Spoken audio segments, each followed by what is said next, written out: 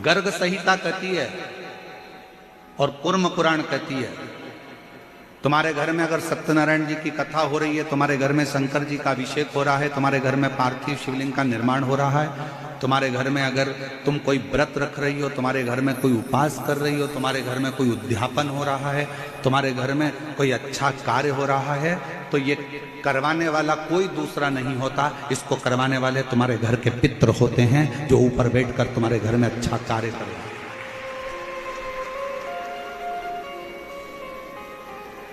पार्वती जी को अगर शिव जी के शिवलिंग की पूजन की महत्वता कोई बता रहा है, तो पार्वती जी को पूजन की महत्वता उनके नाना नानी ने बताई, पितरों ने बताई। इसीलिए क्यों नहीं लगता?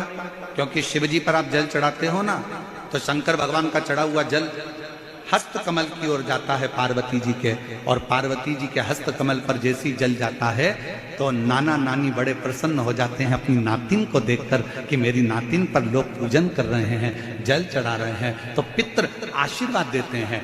शंकर पर जल चढ़ाने पर 3 दोष समाप्त हो जाते हैं। पहले नंबर का वास्तु दोष, दूसरे नंबर का पितृ दोष और तीसरे नंबर का काल सर्प दोष। ये 3 दोष शिव पर जल चढ़ाने से समाप्त हो गए। पितृ प्रसन्न होते हैं, पूर्वज आनंदित होते हैं। हमारे घर की बेटी आज शिव की आराधना कर रही है, हमारे घर की बेटियां हमारे शंकर की आराधना कर रहे हैं, शंकर की स्तुति कर रहे हैं।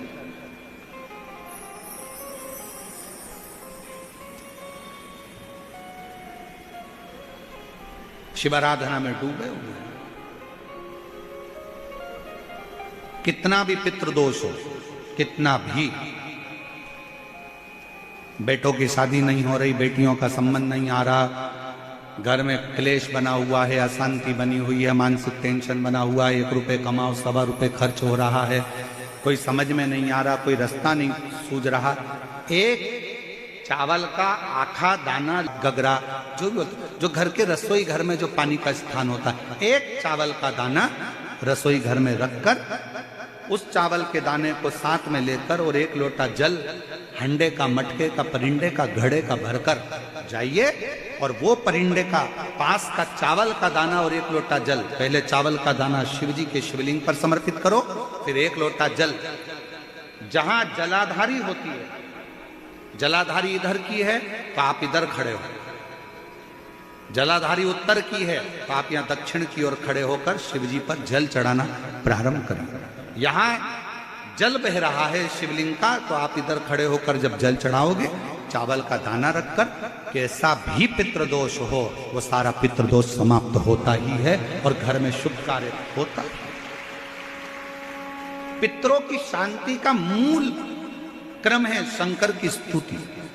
कोई ने कह दिया वास्तु के हिसाब से तुम्हारी बाथरूम गलत बनी है, तुम्हारा दरवाजा बना है गलत, तुम्हारा रसोई घर गलत बना हुआ है, सीढ़ियां गलत बनी है, ये गलत बना है, वो गलत बना है, सारा तोड़ तोड़ा के तुमने बार बार बनाया, सीढ़ी इधर लगा दी उसके कहने पर, तुमने बाथरूम उधर बना ली उसके कहने पर, उसके बाद भी घर में शांति नहीं है, पूरा वास्तु के हिसाब से मकान बनाया, पूरे वास्तु के हिसाब से घर बनाया, उसके बाद भी अगर शांति नहीं है तो कुछ मत करो, 1 लोटा जल शिव जी को चढ़ाओ और शंकर जी को 1 लोटा जल चढ़ाकर वही जल अशोक सुंदरी पे चढ़ाओ, गणेश कार्तिकेय पर चढ़ाओ और वही जल उठाकर थोड़ा सा लेकर आओ, घर के 4 कोने में उस जल को छींटना प्रारंभ करो, वास्तु दोष अपने आप समाप्त हो जाएगा। आपको बाथरूम बदलने की जरूरत नहीं, घर बदलने की जरूरत नहीं, व्यापार बदलने की जरूरत नहीं, अपने आप धीरे धीरे धीरे धीरे बदलता चलेगा। पर विश्वास, मानो तो गंगा मां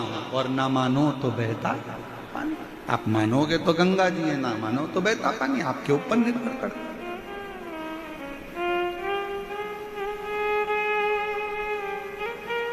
और विश्वास होगा तो शिव मिलेगा। कैसे मुक्त किया जा सकता?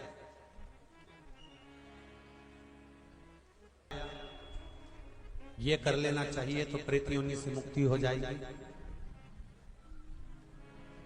पितरों की शांति के लिए ये कर लेना चाहिए तो पितृ मुक्त हो जाएंगे। पहले तो एक बात अच्छे से समझ लो, पितृ मुक्त नहीं होते उनकी शांति होती। क्या होती है? जम के बोलो जरा। उनकी शांति होती है। जब आप किसी तीर्थ में स्नान कर रहे हो, जब आप किसी तीर्थ में हो, स्नान कर रहे हो, पुण्य कर रहे हो, सत्कर्म कर रहे हो, भजन कर रहे हो, कीर्तन कर रहे हो, मंत्र जाप कर रहे हो, तो उसका एक अंश, एक भाग हमारे पूर्वजों के खाते में, हमारे पितरों के खाते में जाता है, उनके खाते में पहुंचता है, ये निश्चित। आपने किसी ब्राह्मण को भोजन कराया, भले अपने पितरों के निमित्त नहीं जिमाया, कोई ब्राह्मण को एक गिलास पानी पिलाया, भले अपने पितरों के निमित्त नहीं पिलाया, पर आपका एक अंश उसके खाते में चला जाएगा। उससे क्या होगा? पितरों की शांति। और समझ लो, गया जी में पिंडदान कर देने से क्या पितृ मुक्त हो जाते हैं? बद्रीनाथ जाकर कपाल क्रिया करने से क्या पितृ मुक्त हो जाते हैं?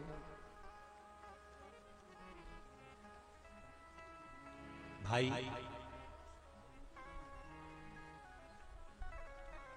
गया जी जाना तो वहां के पंडा जी से पूछना, हम यहां पिंडदान कर देंगे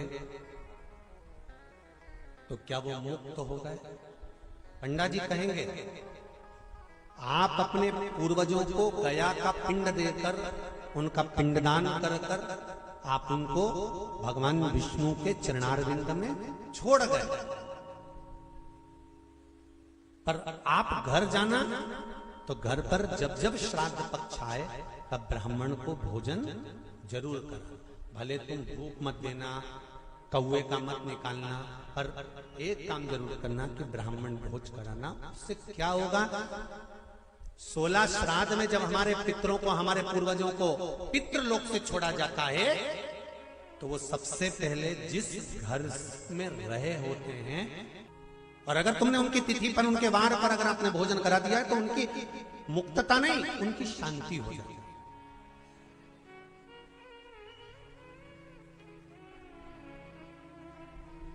पितरों की मुक्ति कैसे? उनकी मुक्तता कैसे? प्रेत योनि की मुक्तता कैसे?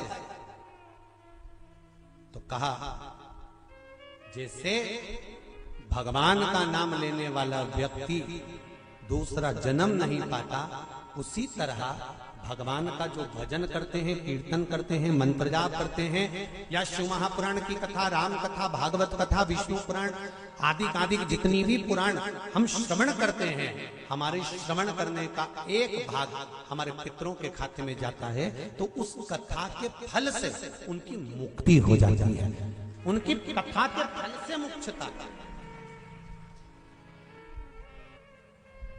प्रेत योनि से मुक्त हो गया धुंधकारी, बिंदुक प्रेत योनि से मुक्त हो गया। काय से हुआ? शंकर का स्मरण, शिव महापुराण की कथा का रसतत्व ग्रहण करना, राम कथा, भागवत कथा का मात्र स्मरण करना, उससे मुक्त।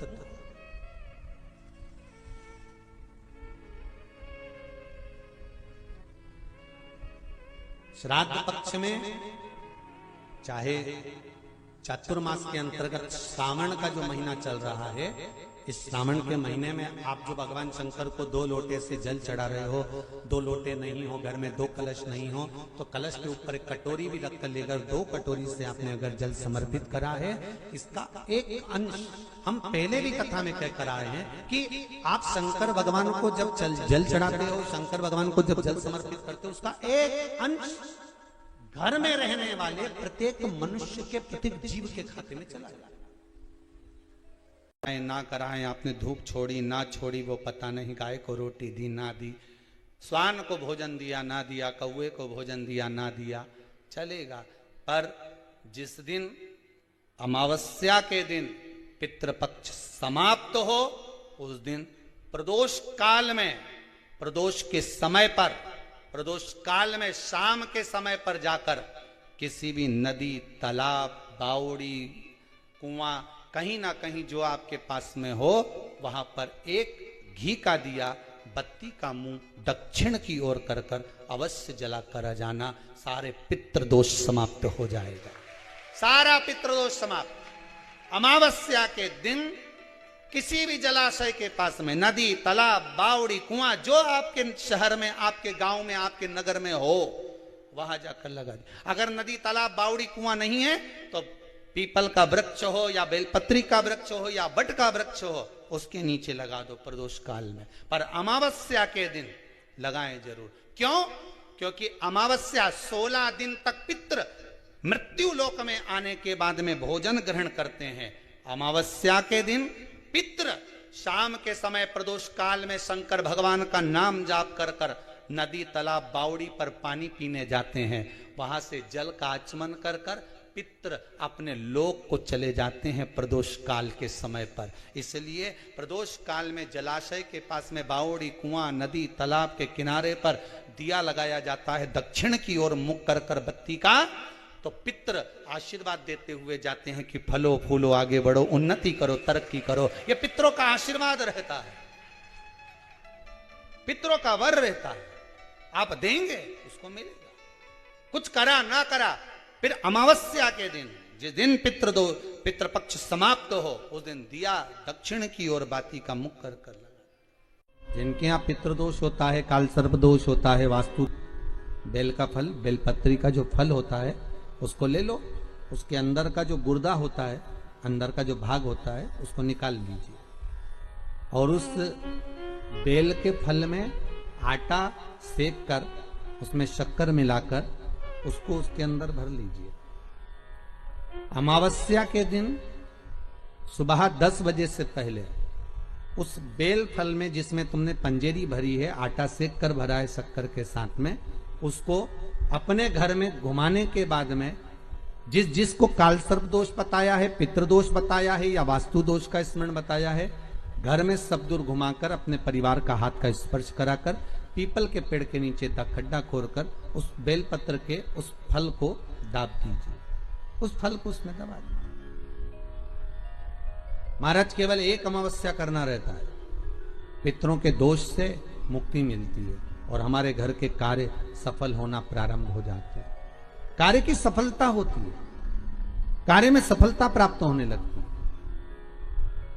हम तो कई बार कहते हैं महाराज जी, अगर ऐसा लगे किसी औषधि को आप ले रहे हैं, मालूम पड़े कि औषधि आपको लग नहीं रही है, शिव महापुराण की कथा कर रही है, मान लो औषधि आपको नहीं लग रही, आपने औषधि बहुत दिनों से ले रहे हो, कोई दवाई, मान लो आप किसी भी दवाई को ग्रहण कर रहे हैं और वो औषधि लगी नहीं रही है, वो शरीर को लगी नहीं पा रही और आप ठीक ही नहीं हो पा रहे, 15 दिन हो गए, 8 दिन हो गए, बताओ, उतना की उतना ही कैटरीना है, उतना ही उतना अपना भरा हुआ, वही की वही लीवर, वही की वही किडनी, वही की वही स्मरण, सभी कुछ वही वही है, उतने की उतना ही। बीपी भी ऊंचा नीचा चल रहा है पर लेवल में नहीं आ रहा, शुगर भी लेवल में नहीं आ रही, तो प्रयास करा करो महाराज, बेलपत्री के फल का जो गुर्दा है, अंदर का जो भाग है फल का, उसको पानी में गला लीजिए और प्रदोष की प्रदोष, कम से कम प्रदोष नहीं हो और बीमारी जरा दवाई लगी नहीं रही हो तो बिना प्रदोष के भी कर सकते हो, उसको पानी में गलाइए। आधा घंटा पानी में, जैसे आपको सुबह मंदिर जाना है 10 बजे, तो सुबह स्नान कर कर कम से कम 6:30-7 बजे उसको पानी में गला दीजिए और उस बेले के फल का गुर्दा से गला हुआ पानी शिव जी को ले जाकर समर्पित कर दीजिए। महाराज उस पानी में से थोड़ा सा 1 चम्मच पानी शिव जी पे चढ़ा हुआ लेकर आ जाइए। उस पानी को उसको औषधि देने से पहले मात्र आधी चम्मच से भी आधा चम्मच उसको दे दीजिए। भगवान शंकर का श्री शिवाय नमस्तुभ्यम का जाप कर कर उस पानी को देने के बाद अगर आप औषधि देंगे तो ये पक्का है कि औषधि अपना कार्य करना प्रारंभ कर देगी और वो स्वस्थ होना प्रारंभ हो जाएगी, वो स्वस्थ हो औषधि। शिव महापुराण में 3 बातें बताई गई हैं बड़ी सुंदर, व्यक्ति को आगे बढ़ने के। अगर जिंदगी में आपको आगे बढ़ना है तो 3 चीजें सुखी रहने के लिए बताई गई।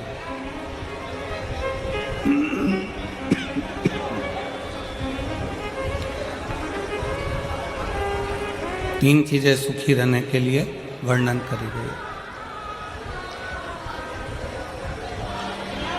किस किस को सुखी रहना है? जम के बोलो जरा, हाथ उठाकर दोनों। सबको सुखी रहना है? हाथ कर लो नीचे। तीन चीजें सीख लो। पहला,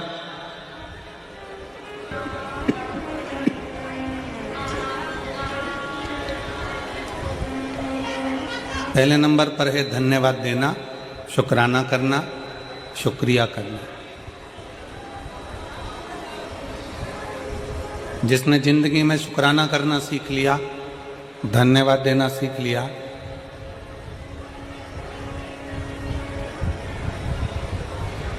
शुक्राना करना सीख लिया, धन्यवाद देना सीख लिया, समझ लो उसका सुखी जीवन प्रारंभ हो गया।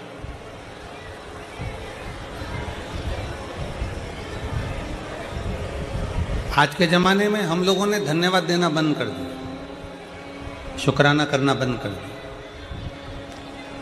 पर शिव महापुराण की कथा कहती है तीन चीज़ें व्यक्ति को सुखी बना देती है। पहले नंबर पर शुक्राना, दूसरे नंबर पर मुस्कुराना और तीसरे नंबर पर किसी का दिल ना दुखाना। ये तीन चीज़ें आपको सुखी कर देती है।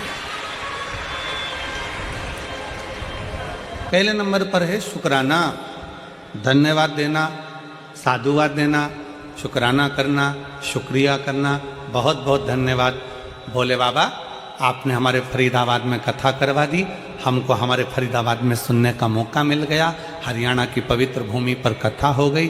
पाराशर जी आपको धन्यवाद, शुक्राना, आपने ये पवित्र कथा इन हरियाणा वासियों के लिए कराकर इनको बहुत बहुत कृतार्थ कर दिया। शुक्राना कर, धन्यवाद करना।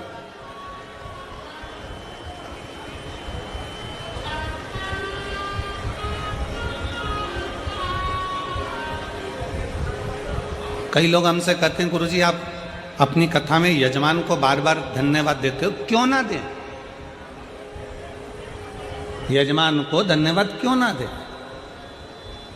हम तो बार बार पाराशर जी को भी कहेंगे, दीदी हेमलता जी को भी कहेंगे, चिराग बेटे को भी कहेंगे, टीना बेटी को भी कहेंगे कि साधुता है, धन्यवाद है, शुक्राना है आपका। इसमें कई माताएं ऐसी बैठी हैं जो अपना घर छोड़कर कहीं कथा में नहीं जा सकती थी। इसमें कई माताएं ऐसी बैठी हैं जो अपना गांव छोड़कर, घर छोड़कर कहीं जा नहीं सकती थी, पर आपने अपने फरीदाबाद में कथा करवाकर उन बुजुर्ग माताओं को भी कथा श्रवण करवा दी। उसका शुक्र है, उसका शुक्रिया। सुखी रहने के तीन चीजें शिव महापुराण कर रही है। पहले नंबर पर है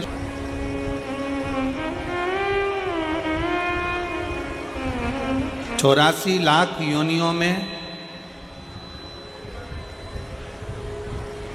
83,99,999 योनियों में आखिरी की 84 लाखवें नंबर की योनि है मनुष्य की। ना चींटी मुस्कुराती है, ना खटमल मुस्कुराता, ना सिर में रहने वाला जुआ मुस्कुराता। कभी तुम निकाल के अंगूठे पे रख के उसको देखना, मुस्कुराता है क्या? जुआ मुस्कुराएगा?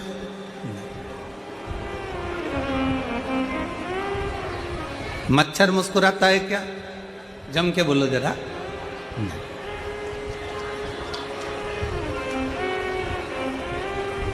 चिड़िया, पक्षी, इल्ली, कीड़ा, मकोड़ा, 83,99,999 योनियां मुस्कुराती नहीं हैं। केवल एक योनि है मनुष्य की योनि, जो 84 लाखवें नंबर की है, जिसके चेहरे पर फोटो खिंचवाने के लिए जाते हो तो वहां पर भी ले जाकर बिठा देते हैं और वो फोटो वाला कैमरा लेकर बैठकर बटन दबाने से पहले एक छोटी सी बटन 1 सेकंड की दबती है, 1 क्षण की दबती है और कैमरे वाला बोलता है, ए ताई मुस्कुराइए। कैमरे वाला बोलता है।